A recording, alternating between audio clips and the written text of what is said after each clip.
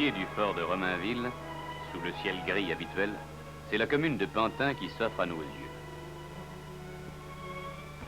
Nous sommes aux portes de Paris, mais si nous traversons ces rues auxquelles la proximité de la capitale infuse encore une activité moderne, si nous dominons un instant ces maisons du siècle passé, nos regards embrasseront un morne paysage urbain.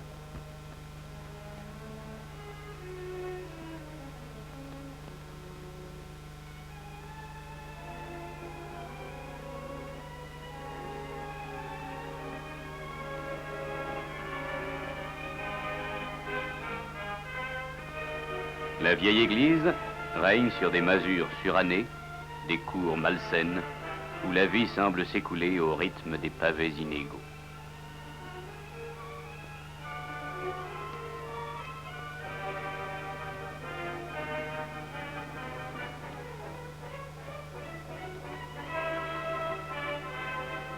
Le pittoresque de ces décors, exploités par les chantres de la misère, fait parfois oublier par son romantisme inquiétant et sordide que des familles voient passer les mois et les années dans ces taudis, que des enfants n'osent rêver d'échapper un jour à de tels horizons. Ces images, Poulbeau les a popularisées. Elles restent, hélas, vraies.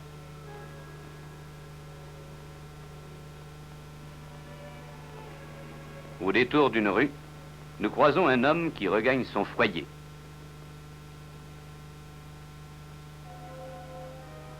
C'est là qu'il va finir sa journée. À moins qu'il ne préfère un havre provisoire, peut-être plus accueillant. Cependant, des hommes se penchaient sur le problème.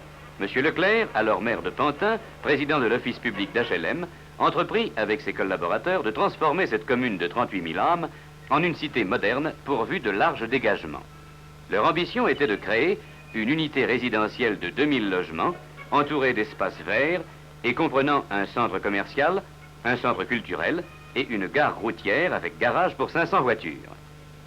Des aménagements particuliers seraient réservés à la place de l'église, qui voit passer la route nationale 3 et qui marque le terminus de la ligne de métro et de 6 lignes d'autobus. De la maquette à la réalité, les choses ne se firent pas toutes seules.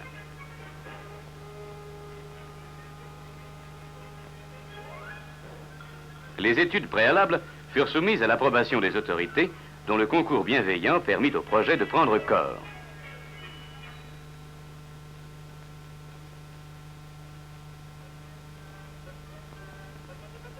Première étape vers l'exécution du plan d'urbanisme, le projet présenté portait sur la création de 811 logements.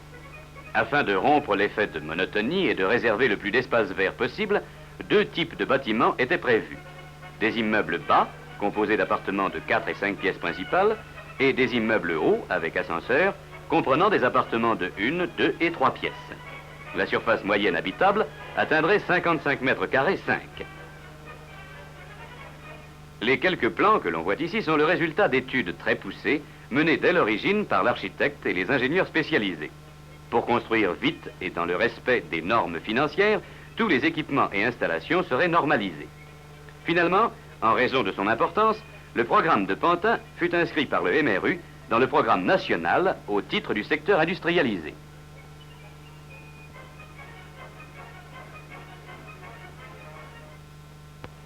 Bientôt, on annonçait officiellement que quelque chose serait changé.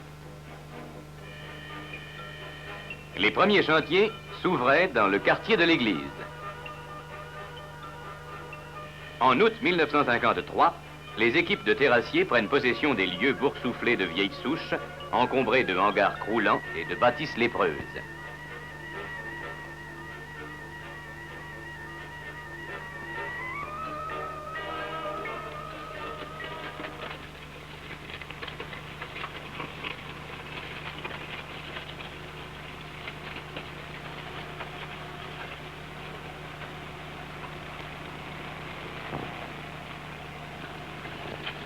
Dès que le terrain est préparé, les fouilles commencent.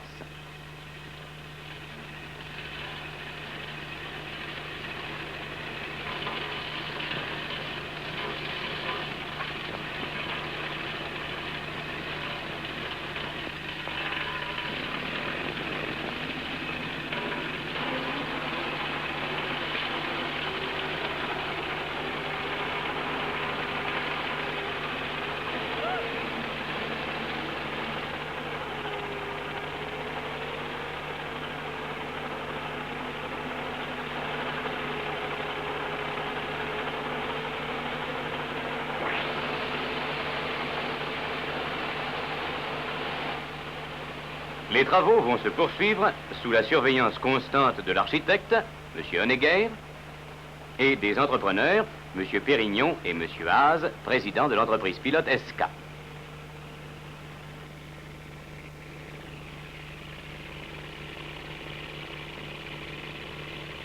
Sur tous les chantiers, on utilise des grues aux dimensions imposantes, capables d'apporter à pied d'œuvre les divers éléments de construction. C'est à pied d'œuvre qu'on procède au montage délicat d'une de ces grues, dont le bras métallique va dominer le quartier de 30 mètres pendant 20 mois.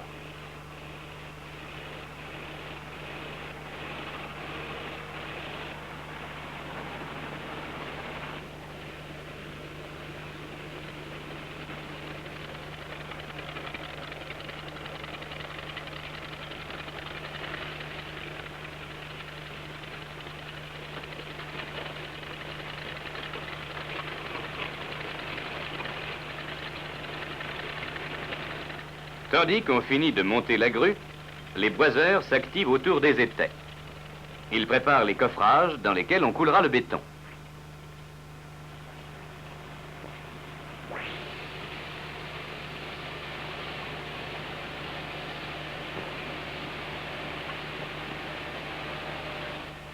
Le ferraillage s'effectue un peu plus loin avec autant de soin.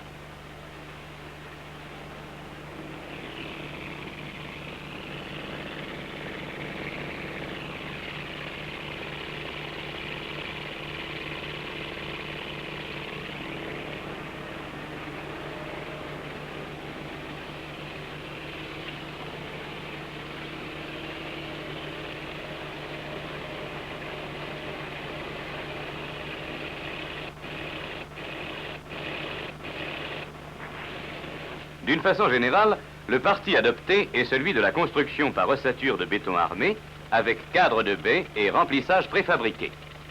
Tous les poteaux de façade sont implantés sur des axes équidistants formant des travées type de 3,24 m. Ils ont été normalisés dans leurs dimensions, qui sont les mêmes quel que soit le type du bâtiment.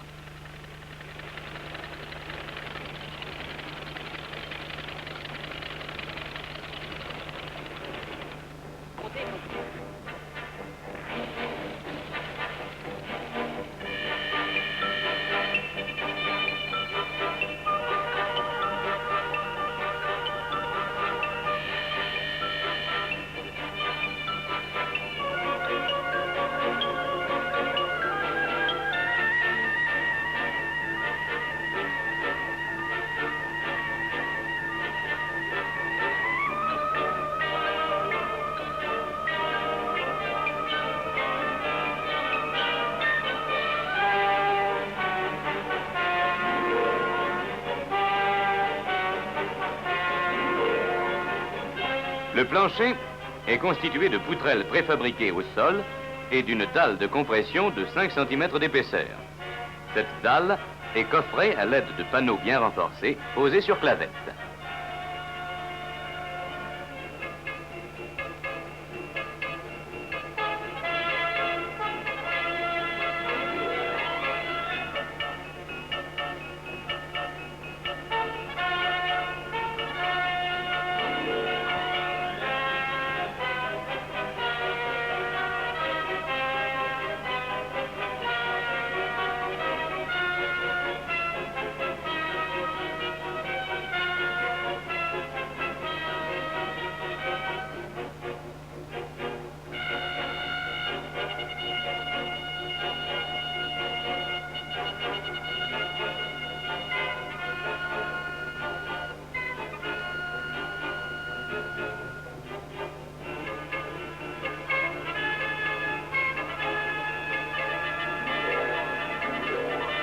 Après la prise du béton, les ouvriers procèdent au décoffrage.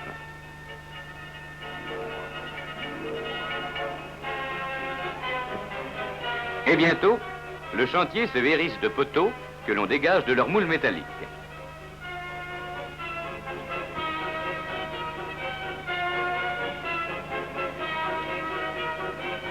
Tous les poteaux sont coulés sur place de plancher en plancher et comportent des feuillures qui recevront les panneaux de remplissage.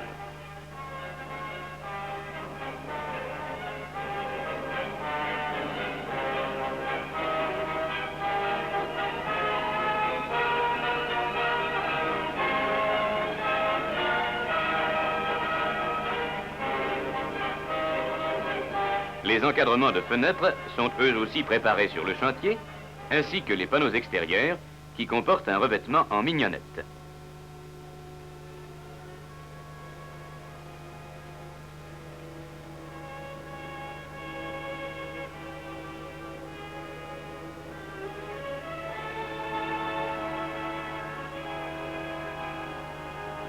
Lorsque la mignonnette est sèche, on la débarrasse au jet d'eau des impuretés qui la recouvrent.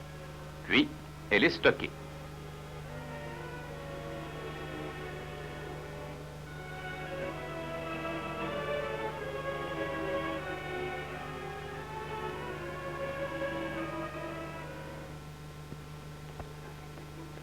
Nous allons assister maintenant au montage de la façade.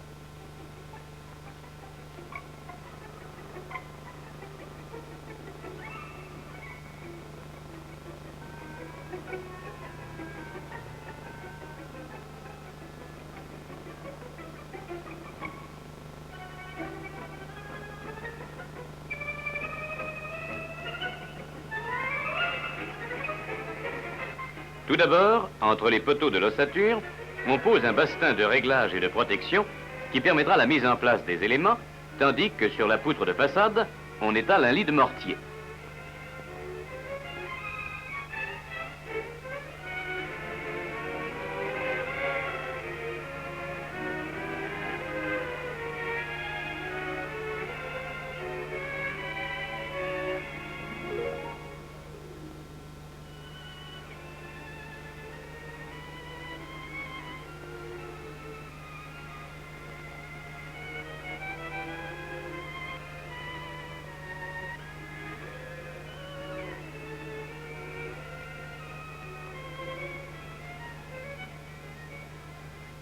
La travée va pouvoir maintenant se glisser dans l'encadrement, étudié pour recevoir les menuiseries et les balustrades en fer, sans trou ni scellement.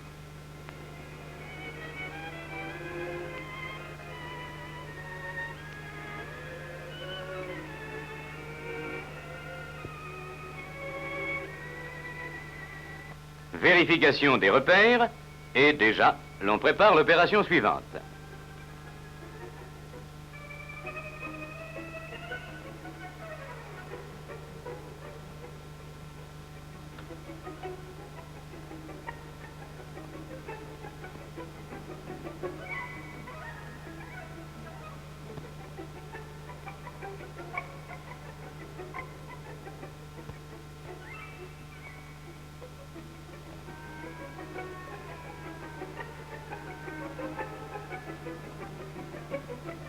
Avec autant de simplicité apparente, le panneau de remplissage trouve sa place entre les éléments voisins.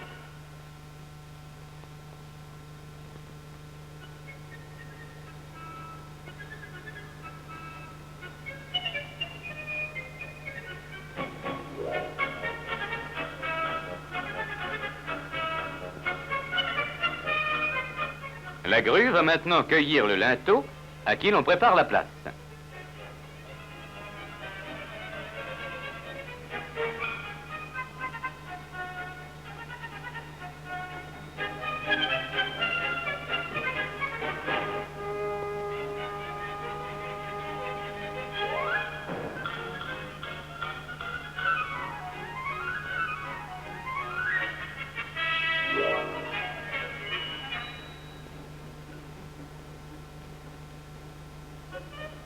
Voici le linteau. Lui aussi va glisser dans les feuillures et couronner l'ensemble.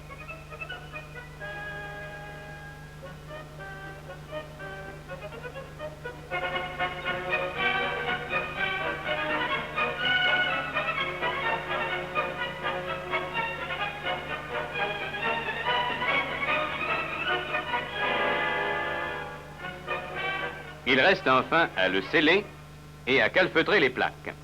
Les parpaings du mur seront ensuite montés en laissant un vide de 3 cm derrière le revêtement.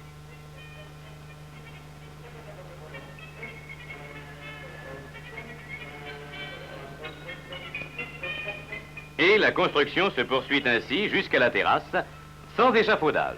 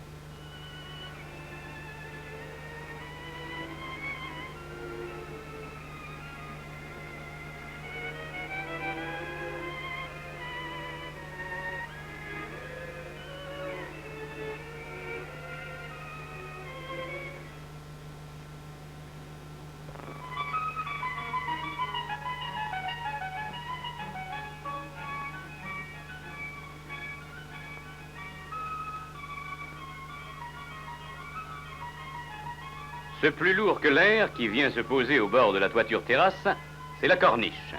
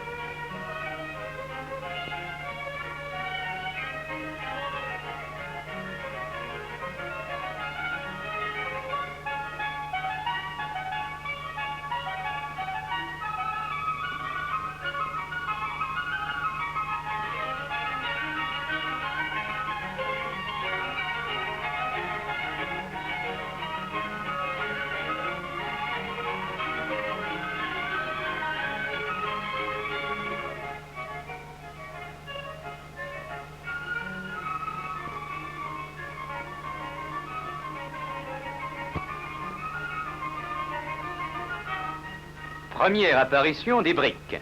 On exécute les souches de cheminée.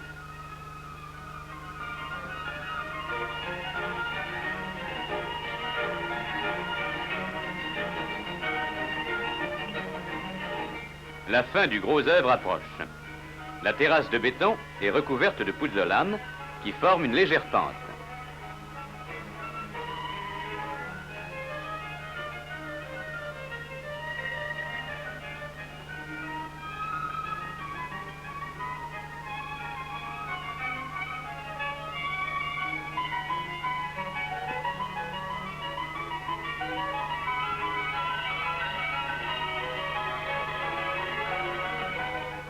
Pour relayer immédiatement le maçon, voici mobilisés les différents corps de métier.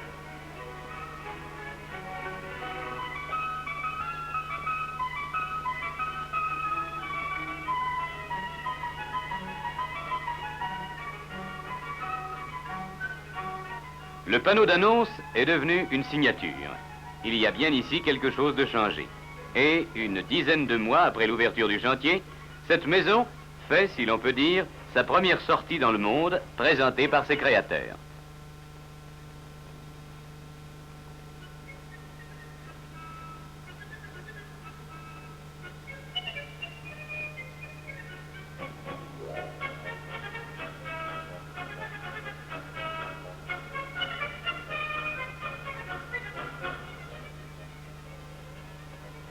La foule va visiter les premiers logements qui seront bientôt occupés par quelques heureux.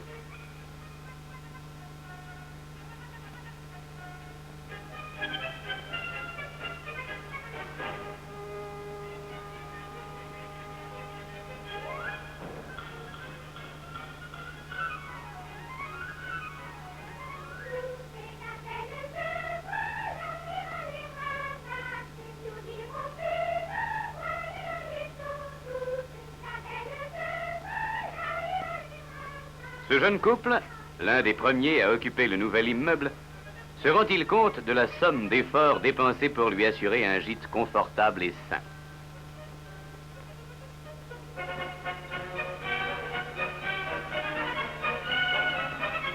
Les plâtres ne sont pas encore très secs et les murs attendent quelques tableaux, bien sûr, mais on n'en est qu'à l'inauguration. Il y a de nouvelles habitudes à prendre, de nouveaux appareils à manipuler. Un nouveau panorama.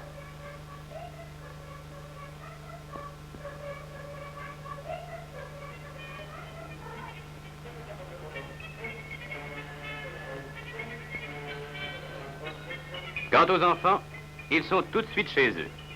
Échappant aux cours nauséabondes, inconscients de leur chance, ils peuvent s'ébattre maintenant dans les jardins à l'abri de tout danger.